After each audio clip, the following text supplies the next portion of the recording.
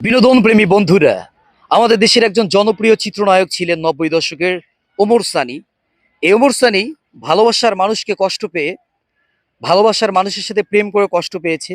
এজন্য কুলি ছবিতে তার মনের ময়ূরীকে একটি ডায়লগ দিয়েছিল। আজকের সেই ডায়লগটি আপনাদের মাঝে হুবহু কণ্ঠ নকল করে দেওয়ার চেষ্টা করব। আমার চ্যানেলটি যদি আপনাদের ভালো লাগে, বেশি বেশি করে লাইক কমেন্ট করবেন, আমার পেজটিতে ফলো দিবেন। চলুন হারিয়ে যাই সেই চলচ্চিত্র জগতের জনপ্রিয় চিত্রনায়ক ওমর সানির আকর্ষণীয় অভিনয়ে। শ্রোতা বন্ধুরা, শুরুতেই ওমর সানি কিভাবে চলচ্চিত্রের পর্দায় ডায়লগ দেয় লক্ষ্য রাখুন। ওমর সানিকে একজন মেম সাহেব থাপ্পড় মেরেছিল, এজন্য ওমর সানি কি ডায়লগ দিয়েছিল: বা মেম সাহেব বা, আপনি আমাকে চর মারলেন মেম সাহেব, মারেন।